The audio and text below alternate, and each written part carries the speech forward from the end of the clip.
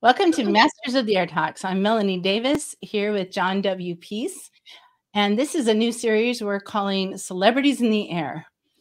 Very often we have people on television or in movies that have served our country and are great heroes, and no one even knows about it. Today, we're going to begin by learning about someone named Charles Dennis Buczynski. At least that's what he was known as at birth. You know him as Charles Bronson.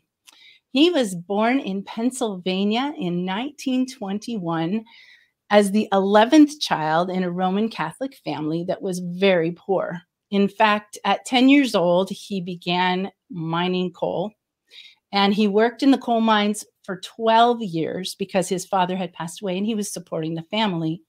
He was paid $1 for every ton of coal that he dug. Can you imagine that? When he got a little older and the Second World War kicked off, he went and signed up to serve our country, and he did so as the nose gunner in a B-29. John, do you want to share a little bit more about this great hero of our country? Well, thanks for having me on the show, Melanie. I'm a big fan of war history, and I thought I knew a lot of celebrities that had fought in World War II and stuff. But now Charles Bronson was one that I did not. In fact, when I first found out, I was so eager to tell you because I grew up like a lot of our viewers. The Great Escape was one of my favorite movies growing up, war movies, and then of course I grew up with the Death Wish movies all in the 70s and 80s when I was a teenager and stuff. So I knew Charles Bronson, the tough guy actor, and back in his day, he was kind of an action hero and everything. And to find out that first of all, what caught me with this story, and this is why I was so eager to share it with viewers and stuff, was his extreme poverty that he grew up in. And like you already know about myself and my papaw that I wrote about and A Boy from Cracker's Neck, we grew up in a coal mining community also. Now, we dairy farmed, but we also, all of our relatives and our surrounding community members, most of them were coal miners.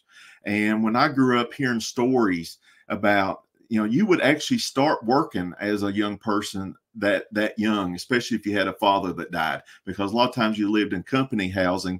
And if your father got killed in the mines, and I don't know the backstory of what killed his father, but let's just assume it did. Very likely.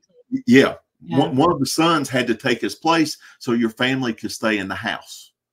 Mm-hmm. So just think about it. And when he volunteered at 22, 23 years old, he'd already been working in the mines 10 years. I mean, this was a grown man. 12 years. Yeah. Yes. He was 22 because if he started at 10 years old. Yeah. Yeah. What a beginning he had in his life. Yeah. And, and then, as we, one of the comments and we talked about this was he was talking about when he joined the Army, that Army Air Corps, that he thought he'd fallen into the lap of luxury. And I'll let you maybe talk a little bit, some of his comments about that. I thought that was I have a quote. I'm going to just read it so I get it right. He said, so many people, of course, dislike the standards of military life. But for him, he said, I never had it so good as when I entered the Army. Men were complaining around me, but I was eating and sleeping well. And I thought, geez, this is great. For me, being drafted was like having a fairy godfather change me into a prince. So wow. And, to tie it into the Masters of the Air, the mini series. Okay. We've had some viewers they've had a hard time with the concept of watching Masters of the Air compared to Band of Brothers, because, here's these men in the 8th Air Force going into battle, having these tremendous, horrendous battles in the air where people are dying left and right. And then coming back to base, and 6 to 8 hours later, they're at a bar partying. And I think Charles Bronson's story is exactly what my papaw that I wrote about talked about, that these men were so poor that when they entered the Army Air Corps, and like my granddad said, his pay was about $160 a month, and he got a $20 a month bonus for joining up into the Bomber Corps. That was the most money they had ever had in their life. Mm-hmm. And he said we had new boots on, new uniforms, and they were kings of the hill, and so you had this conflict that, yes, they were in war, but they were also experiencing some of the best, just materialistic things in their life, and also food, plenty of food. And of course, I wrote about talking about new boots. My granddad just couldn't get over having new boots. And if you wore one out, or if one got a hole in it, you just went down to the PX and they gave you a brand new pair. And growing up, that didn't happen for these men. So, yeah. I think it's really key that the World War II actually came along just at the end of the Great Depression. And so the young men who fought in that war really came from conditions that I think most of us, even those who are poor in our country, can't even imagine. And your book, A Boy from Cracker's Neck, which I've been bringing up so people can see the cover. Right there on the cover is the bomber crew of your grandfather, who was Captain Jimmy Galloway, that flew more than 30 missions and became part of the Lucky Bastards Club, because getting to 30 missions was pretty rare. And in your book, you do such a good job, especially at the beginning, of showing the background of the lives that led up to those who became part of the greatest generation, and the heroes that really saved the world from evil. Yeah. And it's interesting because as we look at Charles Bronson in this situation and his background, it's amazing. Actually, I love that you brought that up. He grew up a coal miner, and that's the area that your grandfather came from as well. So just by reading your book, we kind of get, and the details that you put in your book, we get a little bit of an idea of what his background might have been like. Yeah. And they really were eating.